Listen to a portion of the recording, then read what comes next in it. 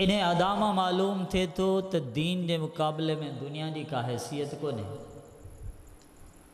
कदा मां आयशा रज़ी अल्लाह ताला अन्हा जो फरमान मिले तो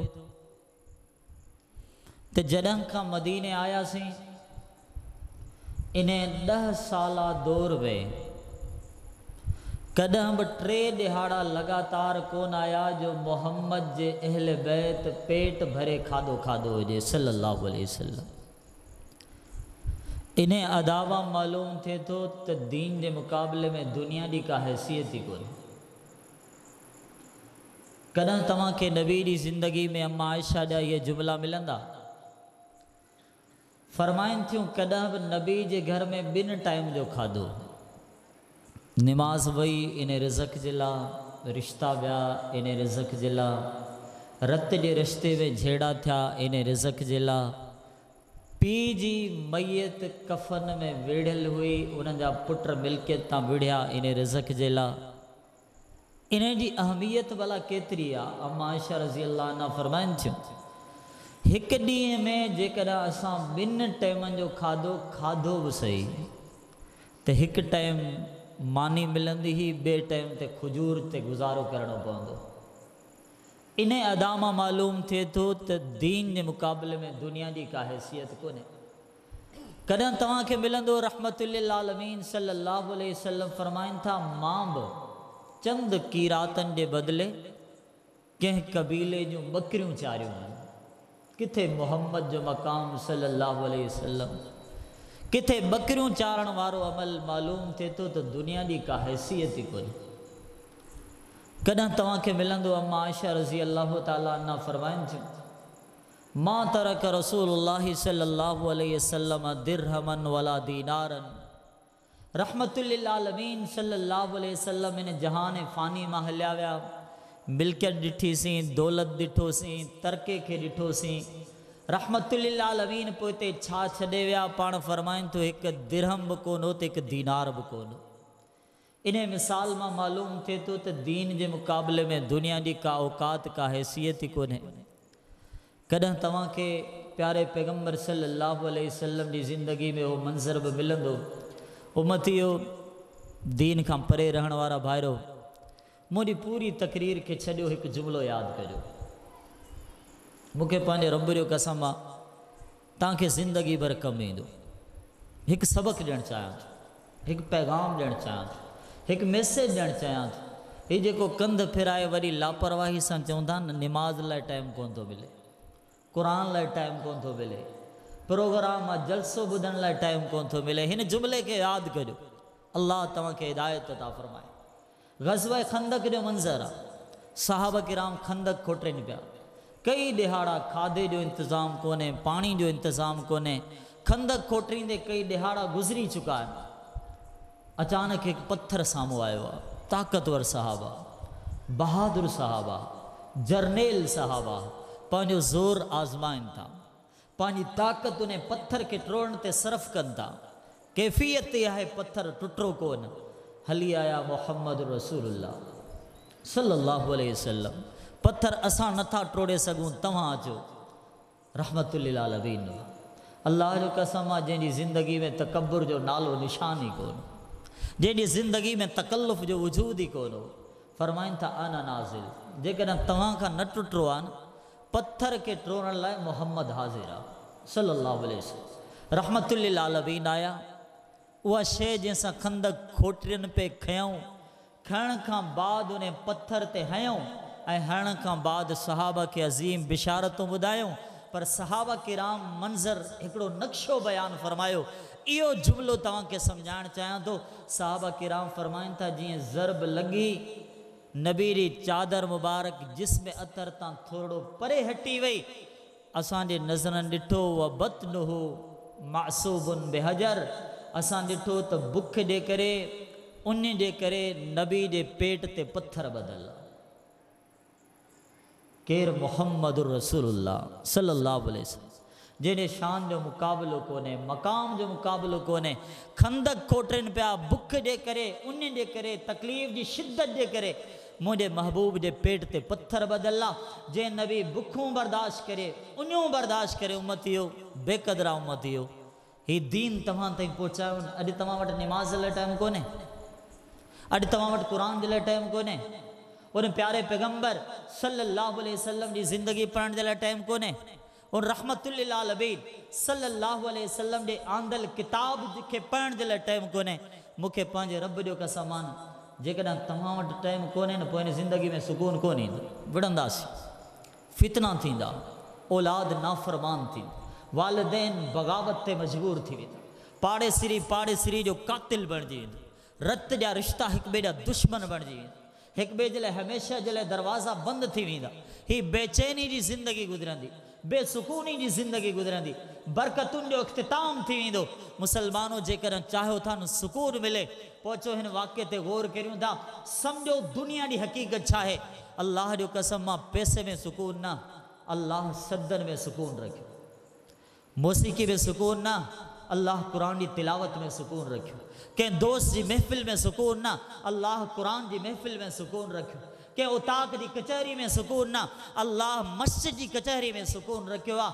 अचो पढ़ो, वाक़ियात खे पढ़ो, गौर करियो, दुनिया जी सहूलियात, दुनिया जी फैसिलिटीज़ सां भरियल हिकु जोड़ो अंडरग्राउंड ट्रेन में सफ़र करे थो, इंटरनेशनल लेवल जा सफ़र, इंटरनेशनल लेवल जा दौलतमंद माण्हू जिन ट्रेन में सफ़र कनि था, उहे ज़ाल मुड़ुस सफ़र कंदे हिक ॿिए सां गुफ़्तगू कनि था। बाद में इहो जोड़ो मुसलमान थियो, लेकिन थियो कीअं, वाक़ियो ॿुधाइण चाहियां थो। उहो मर्द पंहिंजी घरवारी खे चए थो, सहूलतूं बि आहिनि, दौलत बि आहे, उहिदा बि आहिनि, पैसे जी फरावनी आहे, सभु कुझु आहे, लेकिन मुंहिंजी दिलि चए थी सुकून कोन्हे।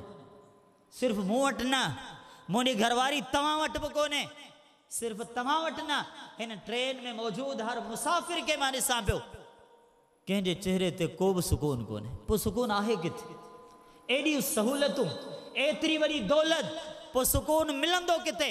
मुसलमान हाणे अॻियां जुमिला यादि करियो, उन गैर मुस्लिम ईसाई जा जुमिला आहिनि। चए थो सफ़र ख़तमु थियो, घर पहुचां थो, मुंहिंजी टेबल ते किताब पियल आहे, मौसीक़ी जा औज़ार न, टीवी जी ॻाल्हि कोन्हे, के स्क्रीन जी ॻाल्हि कोन्हे। मुसलमानो चए थो मुंहिंजी टेबल ते किताब पियल आहे। बेक़दरा उम्मती हो, हुनजो अॻियों जुमिलो चए थो उन्हनि किताबनि में क़ुरान बि पियल हो।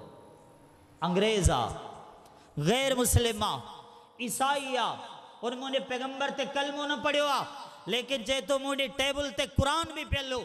जीअं पढ़ण जे लाइ अॻिते वधां थो, सभिनी खां पहिरियां दिलि में ख़्यालु आयो, मां अल्लाह जे किताब हिन क़ुरान मजीद खे खणां थो।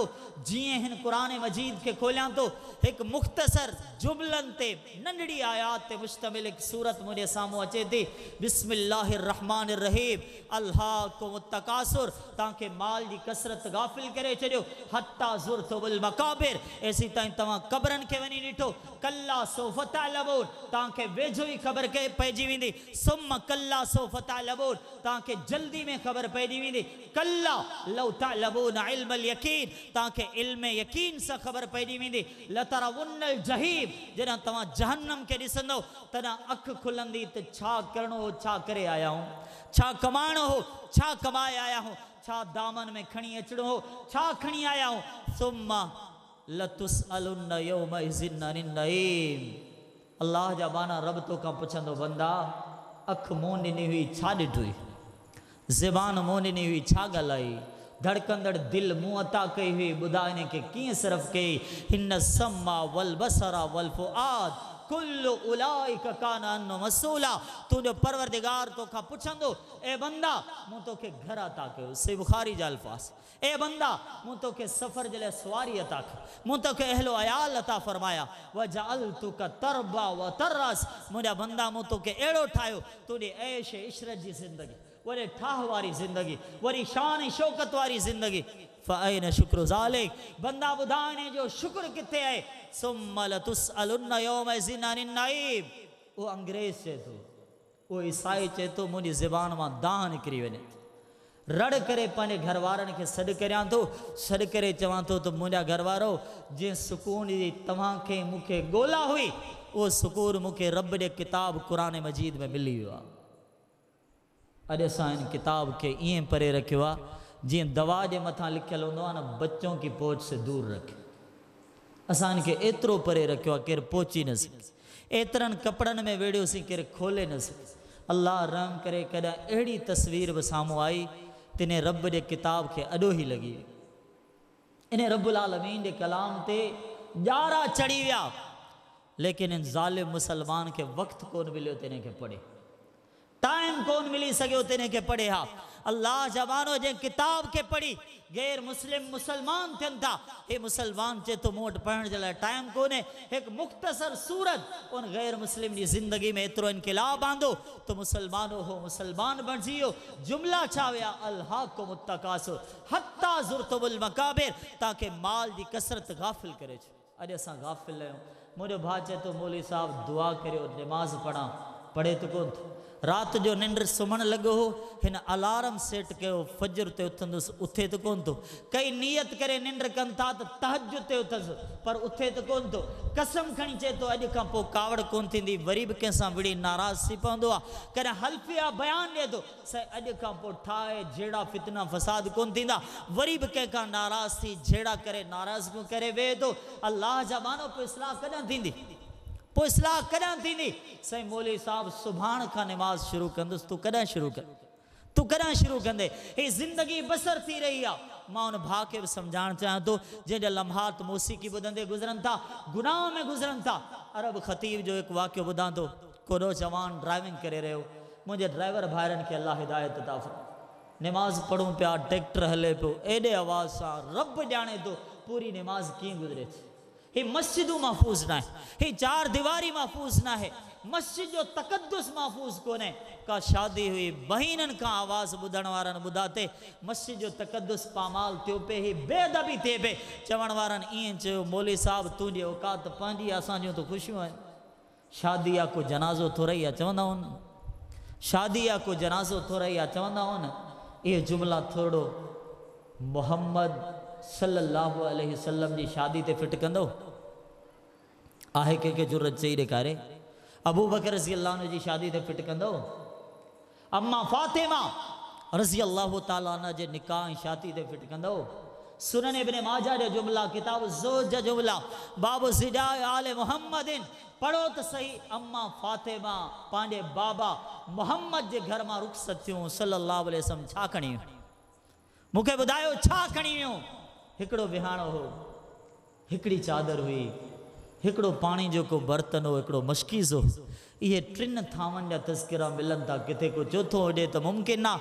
मुसलमानो चंद गणप जूं शयूं, अल्लाह जो कसम आहे काइनात में अहिड़ा जोड़ा क़िस्मत सां ठहंदा आहिनि। इहो घोट बि अज़ीब, इहा घरवारी बि अज़ीम आहे, लेकिन चार शयूं घरां खणी रुख़सत थियूं आहिनि ऐं पंहिंजे मुड़ुस जे घर में पहुतियूं आहिनि। मुसलमानो इहे अदाऊं ॿुधाइनि थियूं दुनिया जी का हैसियत ई कोन्हे, दुनिया जी का औकात ई कोन्हे। जेकॾहिं इज़त आहे त दीन में आहे, जेकॾहिं इज़त आहे त सदे में आहे, जेकॾहिं इज़त आहे त रब्बुल आलमीन जी बंदगी में आहे। अला बिज़िक्रिल्लाहि तत्मइन्नुल क़ुलूब, जेकॾहिं इज़त ऐं सुकून आहे त रब्बुल आलमीन जी यादुनि में आहे। मुसलमानो यादि करियो, असां पाकीज़गी जा मुसाफ़िर आहियूं, असां पलीती जा दुश्मन आहियूं। असां तक़वा जा मुसाफ़िर आहियूं, असां बेग़ैरती जा दुश्मन आहियूं। यादि रखो, असां गैरतमंद नबी जा गयूर मुसलमान न आहियूं, असां बेहयाई जी हर अदा जा दुश्मन आहियूं। जेकॾहिं तव्हां विसारे चुका आहियो इंटरनेट हलाए त मां तव्हांखे यादि ॾियारणु चाहियां थो। दोस्त जी कंहिं महफ़िल में वेही गार गंद जा आदी थी जेकॾहिं विसारे चुका आहियो त मां तव्हांजे ज़मीर खे वरी सुजाॻ करणु चाहियां थो त तव्हां पाकीज़गी जा मुसाफ़िर आहियो, पलीती जे न। तव्हां गैरतमंद मुसलमान न आहियो, तव्हां बेहयाई जे अदाउनि खां तमामु घणो परे रहण वारा आहियो। पंहिंजो पाण खे सुञाणियो, पंहिंजे तारुफ़ खे सुञाणियो, पंहिंजी हैसियत खे सुञाणियो। नथा सुञाणियो न, अर्श जो रब तव्हांखे 11 कसम खणी यादि ॾियारे थो। घणा? 11 कसम। मामूली ॻाल्हि कोन्हे, का नंढड़ी ॻाल्हि कोन्हे, काड़ी बेहसियत बेवुक़त ॻाल्हि कोन्हे त तव्हां विसारे छॾियो। फरमाई बिस्मिल्लाहिर रहमानिर रहीम वशम्सि वज़ुहाहा, कसम आहे सिज जो ऐं उनजी रोशनी जो। वल क़मर इज़ा तलाहा, कसम आहे चंड जो जेको सिज खां पोइ ईंदो आहे। वन नहारी इज़ा जल्लाहा, कसम आहे ॾींहं जो जेको राति जे ऊंदाहिनि खे रोशनी में तब्दील करे छॾींदो आहे। वन्नहारी इज़ा जल्लाहा वल्लैलि इज़ा यग़शाहा। कसम आहे रात जो जेका ॾींहं जी रोशनी के ढके वठंदी आहे। वस्समा वमा बनाहा, आसमान के ठाहींदड़ जो कसम ऐं आसमान जो कसम। वल अर्ज़ि वमा तहाहा, ज़मीन जो कसम ऐं ज़मीन के विछाईंदड़ रब जो कसम। व नफ्सियूं वमा सव्वाहा, इंसानी नफ्स ज़ात ऐं वजूद जो कसम। उन खे ठाहींदड़ रब्बुल आलमीन जो कसम। 11 कसम टोटल थियनि था। रब्बुल आलमीन फरमाए थो फ़अल्हमहा फुजूरहा व तक़वाहा, हिन बंदे ॾांहुं मूं इल्हाम कयो आहे। तक़वा छा आहे, फिस्क ऐं फुजूर छा, हया छा है, बेहयाई छा। अल्लाह फरमाए तो मैं बंदे के समझायो आ गैरत छा है, बेगैरती छा। अल्लाह समझाए छॾियो। समझूं था सब समझूं था। ऐं वॾी ॻाल्हि इन जे लाइ दलील जी बि ज़रूरत कोन्हे। वॾी ॻाल्हि इन जे लाइ को सबक़ पढ़ण जी बि ज़रूरत कोन्हे। वॾी अहम ॻाल्हि के उस्ताद जे सिखाइण जी बि ज़रूरत कोन्हे त गैरत ऐं बेगैरती में फ़र्क़ु कहिड़ो आहे। रब्बुल आलमीन समझायो आहे। उन खां पोइ अॻियां जुमला रब्बुल आलमीन फरमाए थो कद अफ़लहा मन ज़क्काहा, कामयाब थी वियो जंहिंजो नफ़्स पाक आहे। मुसलमानो, असीं गैरत जा मुसाफ़िर, असीं पाकीज़गी जा मुसाफ़िर, असीं इफ़त जा मुसाफ़िर, असीं तक़द्दुस जा मुसाफ़िर। असांखे कंहिं चयो दुनिया में निकिरी, इंटरनेट में निकिरी, मोबाइल जी दुनिया में वञी असां नऊज़ बिल्लाह सभु कुझु विसारे छॾियो।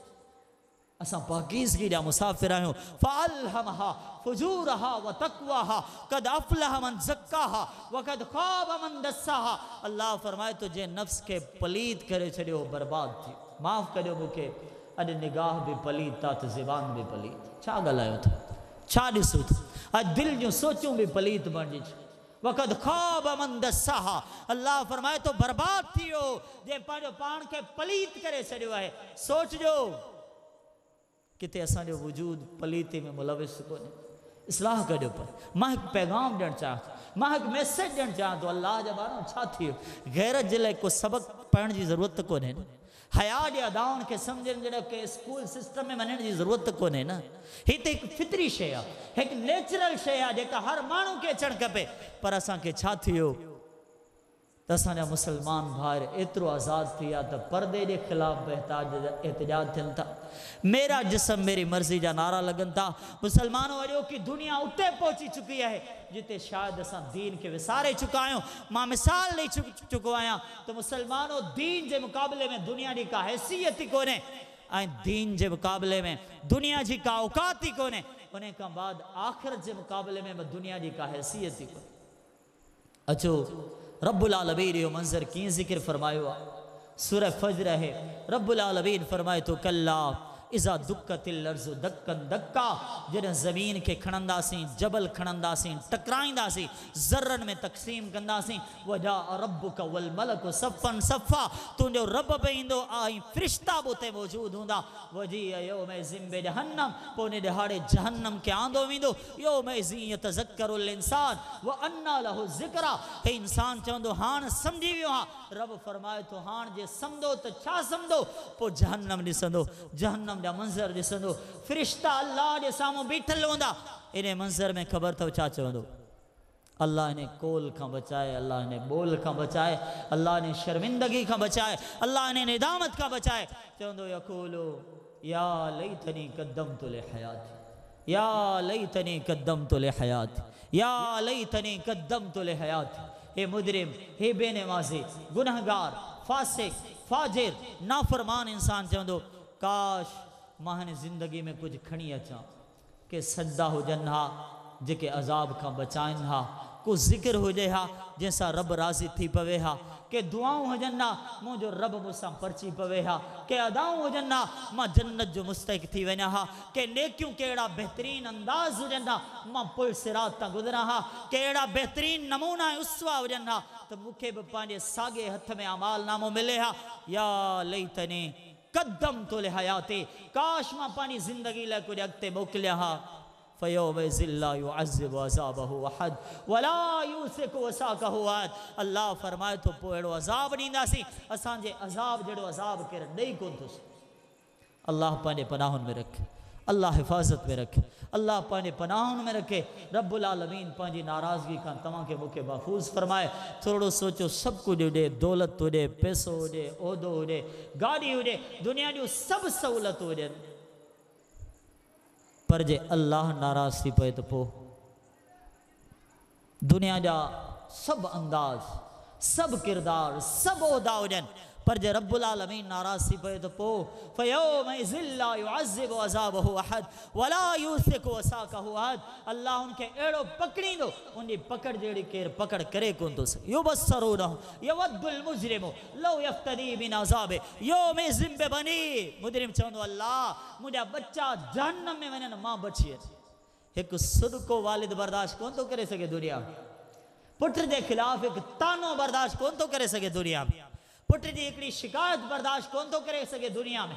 मैदान महशर में चवंदो अल्लाह मुंहिंजा बच्चा जहन्नम में वञनि, मां बची वञा। वो फसीलत हिल्लती तोवे वमन फिल अर्ज़ जबीयन सुम्मा युंजी कल्ला इन्नहा लज़ा नज़्ज़ातल लिशवा। चवंदो कबीलो जहन्नम में वञे, मां बची वञा। घरवारा जहन्नम में वञनि, मां बची वञा। इलाइको वमन फिल अर्ज़ जमीया, समूरी ज़मीन जा सब इंसान जहन्नम में वञनि, मां बची वञा। कल्ला इन्नहा लज़ा। अल्लाह फरमाए तो ये कदम भी कोन थींदो। इन मुजरिम जे लाइ भड़कंदड़ बाह नज़्ज़ातल लिशवा। अल्लाह असांखे पंहिंजी पनाहुनि में रखिजो। अल्लाह ताला फरमाए तो आ बाह इंसान जे चेहरे जी खल खे साड़ींदड़ बाह। तदउ मन अदबर व तवल्ला। वॾा ॾींहं थिया गुनहगार मस्जिद ॾांहुं मोटियो ई कोन्हे। के साल गुज़रिया बेनमाज़ी जुमे खां सवाबी का नमाज़ पढ़ी कोन। के साल गुज़री विया कुरान हिन अल्लाह जे बाने खोले ॾिठो ई कोन्हे। रब्बुल आलमीन फरमाए तो तदउ इहा जहन्नम जी बात सॾींदी। अल्लाह कंहिंखे मन अदबरा। रब्बुल आलमीन फरमायो जंहिं दीन खे पुठ ॾेई छॾियो। घणा ॾींहं थिया पुठ ॾेई हलिया वियासीं, कोन आयासीं। ताना ॾिनासीं। मौली साहब जेको ॿुधाईंदे असांखे ख़बर आहे। मौली साहब असांखे पंहिंजे उसूलनि ते छॾियो, पंहिंजे रिवायतुनि ते छॾियो। तव्हां केरु थींदा आहियो हदीसूं ॿुधाइण वारा? तदउ मन अदबर व तवल्ला। अल्लाह फरमाए थो जंहिं शख़्स दीन खे पुठ ॾिनी आहे जहन्नम जी बाह हुनखे सॾु कंदी। व तवल्ला जेको दीन खां मुंहुं मोड़े वियो आहे जहन्नम जी बाह हुनखे सॾे रही हूंदी। अल्लाह जा बानो केतिरा ॾींहं गुज़री, केतिरा ॾिहाड़ा गुज़री विया, बल्कि केतिरा साल गुज़री विया। मूंखे माफ़ कजो, मां पंहिंजे मारनि ऐं भेनरनि खे सम्झाइणु चाहियां थो। साल गुज़रिया बेनमाज़ी ते ईद नमाज़ में अची वेंदो आहे, पर मुंहिंजूं अंबड़ियूं, मुंहिंजो माइरूं ऐं भेनरूं शायदि उनखे ईद जी नमाज़ में नसीब कोन थी। अल्लाह जा बानो केरु सम्झाईंदो, केरु नसीहतूं कंदो, केरु सबक़ ॾींदो उन्हनि खे? दड़का बि ॾियूं था, इख़्तिलाफ़ बि करियूं था, तज़ाद बि करियूं था, नाराज़ बि थियूं था। दुनिया जे लाइ न, दुनिया जे लाइ न। मानी सही या ग़लति जे मसइले में सिर्फ़ु एतिरी ॻाल्हि आहे लूणु वधीक या घटि आहे, इन मसइले में को मामूली मसइलो थियो आहे, का ॻाल्हि विसरी वई आहे, इन मसइले में विढ़ूं था, इन मसइले में नाराज़ थियूं था। अल्लाह जा बानो असां नमाज़ कंहिंखे सेखारी? असां प्यारे पैगंबर सल्लल्लाहु अलैहि वसल्लम जो अदाऊं कंहिंखे सेखारियूं आहिनि? यादि करियो उन ॾींहं खे, यादि करियो उन ॾींहं खे, यादि करियो उन ॾींहं खे। यौम यक़ूमु अन्नासु लिरब्बिल आलमीन, जॾहिं पूरी इंसानियत अल्लाह जे साम्हूं बीठल थी। यादि करियो उन ॾींहं खे। यौम यफ़िरुल मरउ मिन अख़ीहि व उम्मिहि व अबीहि व साहिबतिहि व बनीहि। मुसलमानो कैफ़ियत छा हूंदी? उहो मंज़र केॾो दहशत वारो हूंदो, उहो मंज़र केतिरो ख़ौफ़ वारो हूंदो। मुसलमानो जंहिं मंज़र ते अंबिया बि चवंदा हुजनि अल्लाह मूंखे बचाए। नूह अलैहिस्सलाम चए अल्लाह मूंखे बचाए ॾिया। ईसा अलैहिस्सलाम चए नफ़्सी नफ़्सी, अल्लाह मूंखे बचाए ॾिया। अल्लाह जा पैगंबर चई रहिया हुजनि अल्लाह मूंखे बचाए ॾिया। मुसलमानो मंज़र छा हूंदो? जंहिं मंज़र ते रब जा अंबिया बि रब्बुल आलमीन जे साम्हूं ॻाल्हाए न सघंदा हुजनि। व ख़शियातिल अस्वातु लिर्रहमान फला तस्मउ इल्ला हमसा। जॾहिं आवाज़ूं सभु पस्त थी वञनि, सभु घटि थी वञनि, कंहिंखे ज़रूरत ई न थिए त रब्बुल आलमीन जे साम्हूं ॻाल्हाए सघे। मुसलमानों ने वक़्तु छा थींदो तव्हांजो मुंहिंजो? सोचो केतिरा सिद्धा आहिनि, इन मुक़ाबले में केतिरा कूड़ आहिनि। सोचो केतिरियूं नमाज़ूं आहिनि ऐं ॿिए पासे केतिरियूं नमाज़ूं रहियल आहिनि। थोरो सोचो सही, इस्लाह केतिरी आहे, नफ़रतूं केतिरियूं आहिनि। थोरो सोचो सही, ख़ैर खाही केतिरी आहे, हसद ऐं नफ़रतूं केतिरियूं आहिनि। थोरो अंदाज़ पंहिंजे माज़ी, पंहिंजी ज़िंदगी, पंहिंजे अमाल नामे ते गौर त करियो। फ़रिश्ते गुनाह घणा लिखिया हूंदा या नेकियूं घणियूं लिखियूं हूंदियूं? इत्तक़ुल्लाह, अल्लाह खां डिॼी वञो। वल तंज़ुर नफ़्सु मा क़द्दमत लिग़द, सुभाणे लाइ छा कमायो अथव अॼु सोचे वठो। अॼु सोचे वठो, तव्हांखे रब्बुल आलमीन जी अदालत में अचिणो आहे। मामूली मसइलो त कोन्हे न कि यतीम खे धिका ॾेई परे करे छॾ, इहा का आसान ॻाल्हि त कोन्हे न कि रस्ते मां वेंदड़ मिसकीन के ताना ॾेई उन सां विड़ी पओ। इहो को आसान मसलो तो कोन्हे न के गरीब के ॾिसी ज़िंदगी भर सां जहिड़ा फितना ऐं फ़साद कंदा रहूं। मुसलमानो हिकु मंज़र ॿुधाइणु चाहियां, आख़िरत जो मंज़र बि यादि ॾियारणु चाहियां। सुनन इब्न माजा जो जुमला रसूलुल्लाह सल्लल्लाहु अलैहि वसल्लम जा सहाबा को समुंड जो सफ़र करे वापसि मोटी आया। रहमतुल्लिल आलमीन सल्लल्लाहु अलैहि वसल्लम सां मुलाक़ात थी। मुंहिंजा सहाबी हो समुंड जो सफ़र करे आया हो। ॿुधायो का अजीब ॻाल्हि, का ताजुब वारी ॻाल्हि, का हैरानगी वारी ॻाल्हि मुंहिंजे साम्हूं ज़िक्र करियो। सहाबा हिकिड़ो अजीब वाक़ियो ज़िक्र कयो। चवनि था अल्लाह जा नबी वेठल हुयासीं, साम्हूं हिकु ॿुढड़ी गुज़री पे, मथे ते पाणी जो मटको मौजूदु हो। उहा साम्हूं जीअं गुज़री रही हुई, हिकु ज़ालिम नौजवान अॻिते वधियो। उन ज़ालिम छा कयो, पंहिंजे हथ सां उन ॿुढड़ी खे धिको ॾेई छॾियो। उहा गोॾनि भर हेठि किरी पई, किरण सां उनजो मटको हेठि किरियो, उहो बि टुटी पियो। रसूलुल्लाह सल्लल्लाहु अलैहि वसल्लम जो मंज़र असां ॾिठो। उहा ॿुढड़ी कंध खणी उन्हनि ज़ालिम नौजवान निहारे थी ऐं निहारण खां बाद चए थी कैफ़ बिक या गुदर, मूं ते ज़ुल्म करण वारा नौजवान, ॿुधा उन वक़्तु छा थींदो। अॼु तोखे जवाबु कोन मिलंदो, अॼु तुंहिंजे ख़िलाफ़ु को मुक़दमो कोन हलंदो, अॼु तुंहिंजे ख़िलाफ़ु का FIR कोन कटिजंदी, अॼु तुंहिंजे ख़िलाफ़ु को सियासतदान, को जज, को वकील कोन ईंदो। लेकिन ही जुमला यादि करियां, कैफ़ बिक या गुदर, मूं ते ज़ुल्म करण वारा, मूंखे धक हणी हेठि किराइण वारा, मूंखे ॿुधा उन वक़्तु छा थींदो। इदा वज़ा अल्लाहुल कुर्सी, जॾहिं हिसाब ऐं किताब जे लाइ अल्लाह रब्बुल आलमीन पाण ईंदो। वजा रब्बुक वल मलकु सफ़न सफ़ा, जॾहिं रब्बुल आलमीन हिसाब ऐं किताब जे लाइ ईंदो। व जमा अल्लाहुल अव्वलीन वल आख़िरीन, अल्लाह पहिरियां इंसान आख़िरी इंसान बि जमा कंदो। व तशहदुल ऐदी वल अर्जुल, अॼु कूड़ ॻाल्हाइण वारो कूड़ ॻाल्हाईंदो आहे न। अहिड़ो जवान मूंखे ॿुधा जंहिं ॾिहाड़े हथ बि ॻाल्हाईंदा, जंहिं ॾिहाड़े पेर बि ॻाल्हाईंदा। सूरह यासीन अल यौमा नख़्तिमु अला अफ़वाहिहिम व तुकल्लिमुना ऐदीहिम व तशहदु अर्जुलुहुम बिमा कानू यक्सिबून। ज़बान ते ताला हूंदा, ही हथ ॻाल्हाईंदा, ही पेर ॻाल्हाईंदा, इंसान जी चमड़ी ॻाल्हाईंदी। वक़ालू लिजुलूदिहिम लिमा शहिदतुम अलैना क़ालू अंतकना अल्लाहुल लज़ी अंतका कुल्ल शै। इहा चमड़ी खे चवण वारो मुखातिब थी चवंदो, तो मुंहिंजे ख़िलाफ़ु छो गवाही ॾिनी आहे। चमड़ी जवाब में चवंदी, अल्लाह असांखे ॻाल्हाइण जी कुवत अता कई आहे, तंहिंजे करे अॼु असां सच जी गवाही ॾिनी आहे। तूं ॿुधा मूं ते ज़ुल्म करण वारा नौजवान, उन वक़्तु छा थींदो। तशहदुल ऐदी वल अर्जुल, जॾहिं हथ बि गवाही ॾींदा, जॾहिं पेर बि गवाही ॾींदा। अॼु ज़ुल्म करणु ॾाढो सवलो लॻो, अॼु ताना ॾियणु ॾाढा सवला लॻा, अॼु बहणा ॾियणु ॾाढा सवला लॻा, अॼु साला साल जूं नफ़रतूं ॾाढियूं आसान लॻियूं, अॼु दिलनि में हसद नफ़रत बुग़्ज़ खे पालणु ॾाढो सवलो लॻो।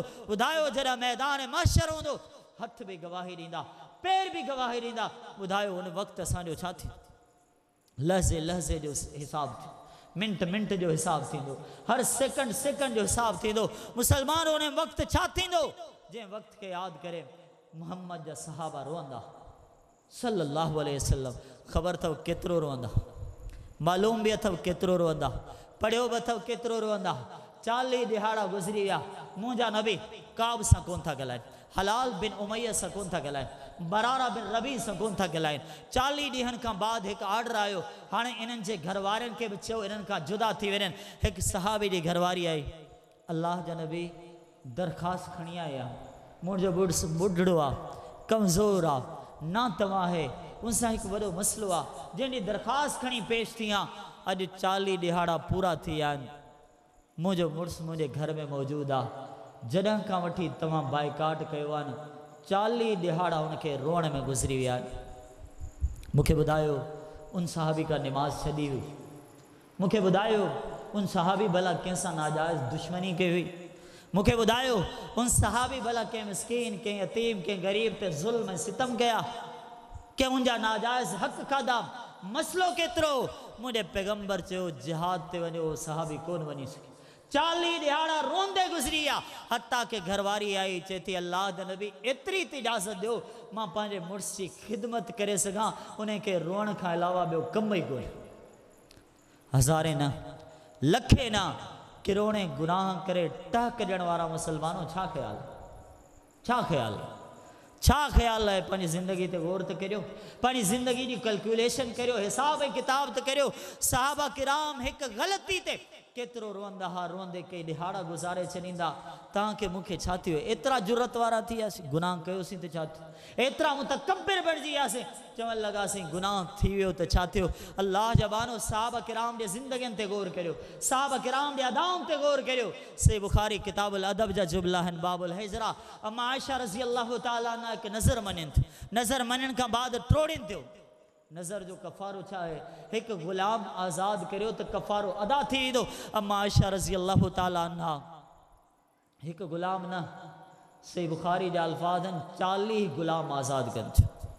हिकु ग़ुलाम खे आज़ाद करणु नज़र जो कफ़ारो आहे, 40 ग़ुलाम आज़ाद कनि थियूं। उन खां बाद बि जॾहिं बि इहो गुनाह यादि ईंदो, एतिरो रोअंदियूं, एतिरो रोअंदियूं, एसी ताईं त उहा पोती मुबारक जेका मथे मुबारक ते पातल उहा बि ॻोड़नि सां तर थी वेंदी।